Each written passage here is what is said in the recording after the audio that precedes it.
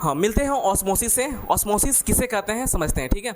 Already इससे पहले हम डिफ्यूज़न बताए हुए हैं, तो नहीं देखे हुए डिफ्यूज़न तो जाके पहले डिफ्यूज़न देखें, तब आपको ऑस्मोसिस समझ आएगा, ठीक है। ऑस्मोसिस यहाँ पे लिखे हुए सॉल्यूशन। सॉल्यूशन मतलब कि क्या, किसे कहते हैं सॉल्यूशन। तो जब हम सॉल्यूट, ध्यान समझोगे, मेरे बातों को ध्यान से समझोगे, जब सॉल्यूट और सॉल्वेंट को मिला देंगे तो वही बनता है सॉल्यूशन। तो यहाँ पे सॉल्यूट क्या है, जैसे कि नमक, चीनी, ये सब क्या है, सॉल्यूट है, यही सब सॉल्यूट है। और सॉल्वेंट क्या है, तो सॉल्वेंट हमेशा क्या होता है, वाटर होता है, ठीक है। वाटर क्या होता है, सॉल्वेंट होता है। जब वाटर में सॉल्यूट मिला देंगे, मतलब चीनी मिला देंगे, तो चीनी पानी बनेगा नहीं बनेगा, नमक मिला देंगे, नमक पानी बनेगा नहीं बनेगा, तो वो क्या बन जाएगा, सॉल्यूशन बन जाएगा। क्या बनेगा, तो वही है लिखे हुए सॉल्यूशन। कैसे बनता है, तो सॉल्यूट प्लस सॉल्वेंट, मतलब कि वाटर प्लस सॉलिड, यहाँ पे सॉल्ट भी हो सकता है, यहाँ पे शुगर भी हो सकता है, और इन दोनों को जब मिलाएंगे तो वो सॉल्यूशन बनेगा नहीं बनेगा। तो यहाँ पे तुम देख सकते हो सॉल्यूट किसे कहते हैं, तो यहाँ पे की लिख दिए हैं समझने के लिए, जो घुलता है, जो घुलता है, किस में घुलेगा, पानी में ना घुलेगा। तो सॉल्वेंट जिसमें घुलती है, मतलब घुलती है मतलब क्या, पानी में घुलती है जो चीज़ें, वो क्या है तुम्हारा सॉल्वेंट होगी। वाटर को यूनिवर्सल सॉल्वेंट बोला गया है। क्यों बोला गया कि पानी अपने अंदर कुछ भी घोल सकता है। समझते हैं इसके बारे में, सॉल्यूशन समझ आया तुम लोग को। आगे मूव करें, दूसरा टाइप का रहा था, माइक जैसा नहीं आ रहा। चलिए, तो यहाँ पे हम समझते हैं हाइपरटोनिक, हाइपोटोनिक और आइसोटोनिक। जैसे हम एग्जांपल दिए थे कि एक ग्लास पानी लो और उसमें 4 पैकेट नमक डालो, तो इसमें पानी की ज़्यादा मात्रा या फिर नमक का मात्रा ज़्यादा है, तो वो किस में जाएगा, हाइपरटोनिक में।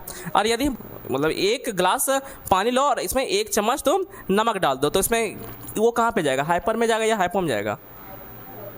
क्यों हाइपो में जाएगा, क्योंकि यहाँ पे सॉल्वेंट का मात्रा ज़्यादा है और सॉलिड का मात्रा कम है, तो वो किस में जाएगा, तुम्हारा हाइपोटोनिक में जाएगा। मतलब जितना तुम पानी लिए उतना ही तुम नमक लिए, तो यहाँ पे वो किस में चल जाएगा, इक्वल में चल जाएगा, मतलब कि आइसोटोनिक में चल जाएगा, है कि नहीं। तो यहाँ पे जितना पानी है उतना ही नमक चीनी भी रहेगा, तो क्या, जितना पानी की मात्रा उतना ही चीनी की मात्रा, मतलब दोनों सेम इक्वल आएगा, इक्वल रहेगा कि नहीं रहेगा, तो वो किस में चला जाएगा, तुम्हारा आइसोटोनिक में, जिसको बोलते हैं इक्विलिब्रियम, ठीक है। तो यहाँ समझते हैं एक एक करके चीज़ें क्या बताने जा रहे हैं हम।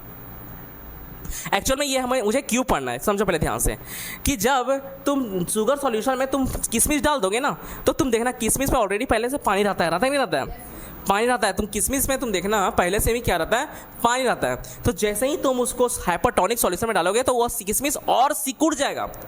इसलिए जाएगा क्योंकि यहाँ पे पानी का मात्रा कम है, पानी की मात्रा कम है कि नहीं है, और वो पानी कहाँ से लेगा, तो उस किशमिश से लेगा और निकाल लेगा उसका पानी और उसको सिकुड़ा देगा, मतलब श्रिंक करा देगा।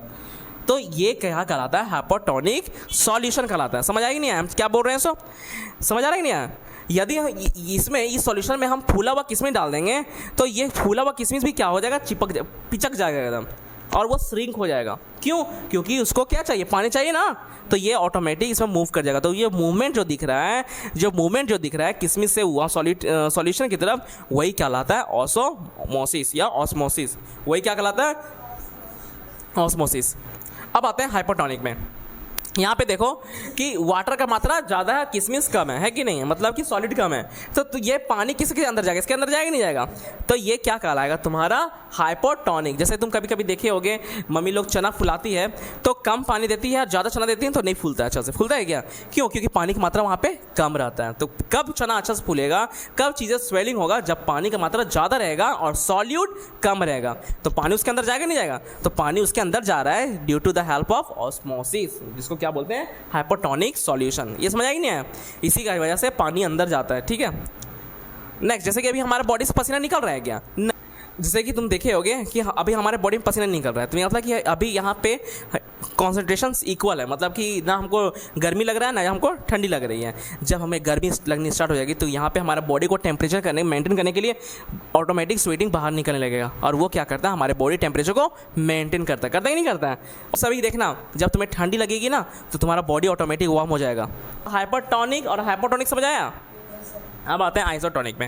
आइसोटोनिक में मतलब कि सॉल्यूट और सॉल्वेंट क्या होगा, इक्वल होगा, ठीक है। तो यहाँ पे नो चेंजेस, जैसा तुम किशमिश डालोगे वैसा ही रहेगा, ना फूलेगा ना श्रिंक होगा, और पानी भी वैसा गया वैसा रहेगा, यहाँ पे नो चेंजेस रहेगा, ठीक है। यहाँ पे चेंज दिख रहा है ना, श्रिंक हुआ, यहाँ पे स्वेलिंग होगा, और यहाँ पे नो चेंज होगा। समझ आएगी नहीं है। आगे आते हैं हम, यहाँ पे एक्चुअल शॉर्ट नोट के थ्रू हम लिखवाएं यहाँ पे मूवमेंट ऑफ वाटर, वाटर का ही ना मूवमेंट हो रहा है यहाँ पे, through a semi permeable membrane. ये वाटर के थ्रू मूवमेंट हो रहा है हायर कॉन्सेंट्रेशन से लोअर कॉन्सेंट्रेशन, उसी को क्या कहते हैं? ऑस्मोसिस कहते हैं। उसी को क्या कहते हैं? ऑस्मोसिस कहते हैं। ऑस्मोसिस। इंपॉर्टेंस, इसका इंपॉर्टेंस क्या है, क्या महत्वपूर्ण है? ऑस्मोसिस के थ्रू प्लांट्स ना रूट से वाटर लेते हैं, इंपॉर्टेंस है। सेकेंड इंपॉर्टेंस क्या है? Movement of water in living organisms. और जब हम लोग पानी पीते हैं, ये एग्जांपल समझ लो, लिविंग ऑर्गेनिज्म पानी पीते हैं कि नहीं पीते? तो वो पानी क्या हमारे पेट में ही रहता है क्या? नहीं, वो हर एक सेल तक जाता है, तो वहाँ भी ऑस्मोसिस हो रहा है कि नहीं हो रहा है? हायर से लोअर की तरफ मूव करेगा नहीं करेगा? तो वो एग्जांपल हो गया मूवमेंट। समझ आएगी नहीं आया? तो यही था आपका डिफ्यूजन और ऑस्मोसिस। तो होप ये वीडियो आपको अच्छा लगा हो तो प्लीज़ वीडियो को लाइक, कमेंट एंड सब्सक्राइब करें और अपने मोबाइल का नोटिफिकेशन ऑन कर ले ताकि जब हम वीडियो डालें तो आपके मोबाइल तक पहुंच सके। चलिए मिलते हैं नेक्स्ट वीडियो में, बाय।